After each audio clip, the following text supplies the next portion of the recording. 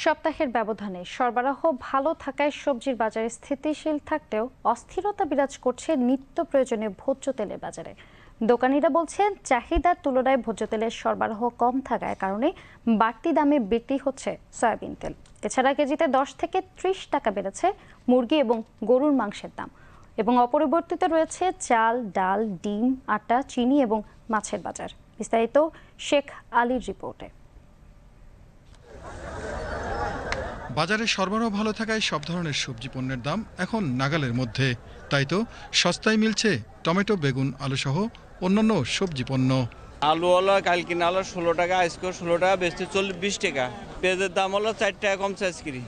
মাল হইলো কয়েক রকমের মাল, ধর না এটা হলো ভালোটা, সবচেয়ে ভালো টমেটো, এটা হলো কুমিল্লারটা, ধর না আর একটা আছে 25 টাকা, আবার 20 টাকা আছে, কইলাভ আছে। কালকেও ছিল আপনার টমেটো 25 টাকা করে, 15 কেজি 20 কেজি কিনতেছি, অনেক ভালো লাগছে কারণ সবজি সব দামে দাম কমছে। তবে কয়েকদিনের ব্যবধানে বাড়তি দামে লেবু বেচা কেনায় মিশ্র প্রতিক্রিয়া ছিল ক্রেতা বিক্রেতার মাঝে। ডজনে বাড়ছে 20 টাকা 30 টাকা, গত কদিন আগে তো 110 টাকা 120 টাকা ডজন বেচছি। বাড়ছে মানে এক পিস লেবুতে 14 টাকা। গত সপ্তাহে তো অনেক কম ছিল দাম, 4 টাকা 5 টাকা বেশি পিসে। সাবান রোজা, এই কারণে ওরা মাল আনে কম, বৃদ্ধি দামের জন্য। যারা তৈরি করে তাদের বিবেচনায় নিতে হবে। এখন কৃষকদেরকে বাঁচিয়ে রাখার স্বার্থে এই দামগুলো আমাদের দেওয়া উচিত। শুক্রবার সকালে রাজধানীর বিভিন্ন বাজার ঘুরে দেখা গেছে এমন চিত্র। সপ্তাহের ব্যবধানে সবজি বাজারের পাশাপাশি চাল, ডাল, আটা, চিনির দাম সহনীয় থাকলেও অসহনীয় হয়ে উঠেছে ভোজ্য তেলের বাজার। সয়াবিন তেলের বাজার খুবই চড়া এবং পাওয়া যাচ্ছে না, চাহিদা মতো পাওয়া যাচ্ছে না।